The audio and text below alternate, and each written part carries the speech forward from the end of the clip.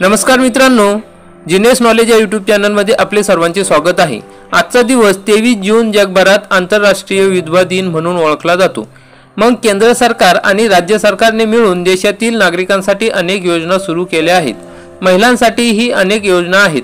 मग आज आम्ही तुम्हाला विधवा महिलांसाठी महाराष्ट्र शासनाच्या विविध योजनांबद्दल माहिती देणार आहोत। मग या माध्यमातून महिलाही आपल्या पायावर उभ्या राहू शकतील आणि त्यांना जे काही करायचे आहे ते या योजनेच्या माध्यमातून करू शकतील।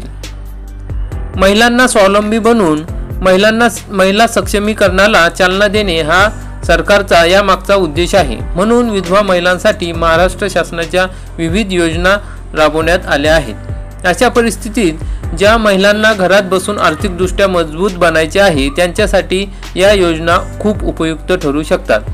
मग चला तर मग जाणून घेऊयात विधवा महिला कोणत्या सरकारी योजनांचा लाभ घेऊ शकतात। तर मित्रांनो, पहिली योजना आहे इंदिरा गांधी विधवा पेन्शन योजना। विधवा महिला या योजनेचा लाभ घेऊ शकतात। इंदिरा गांधी पेन्शन योजनेचा मुख्य उद्देश आहे आर्थिकदृष्ट्या कमकुवत व्यक्तींना पेन्शनद्वारे मदत करणे हा आहे।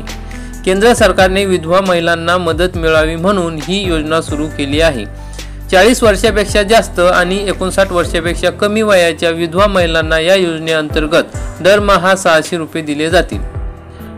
मग पुढील योजना आहे संजय गांधी निराधार योजना, म्हणजेच महाराष्ट्र शासनाची विधवा पेन्शन योजना। सदर योजनेअंतर्गत दारिद्र्य रेषेखालील 18 ते 65 वयोगटातील पात्र विधवांना मासिक 1500 म्हणजे 1500 रकमेची आर्थिक मदत केली जाते। सदर महिलेस वयाची 65 वर्ष पूर्ण होईपर्यंत ही रक्कम संबंधित महिलेच्या बँक खात्यात जमा केली जाते। मग महिला ई हार्ट योजना, या योजनेतून महिला स्वावलंबी होऊ शकतात। या योजनेचा मुख्य उद्देश विधवा महिलांना लाभ मिळवून देणे हा आहे। महिला आणि बालविकास मंत्रालयाने महिला ई हार्ट योजनेअंतर्गत एक प्लॅटफॉर्म तयार केले आहे ज्याद्वारे महिलाही त्यांच्या कलेतून कमाई करू शकतात। पुढील योजना आहे महिला शक्ती केंद्र योजना। केंद्र सरकारने ही योजना सुरू केली आहे। विधवा स्त्रिया देखील या योजनेद्वारे स्वतःसाठी लाभ घेऊ शकतात।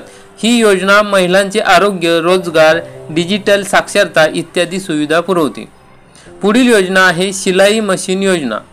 ही योजना 2020 मध्ये सुरू झाली आहे।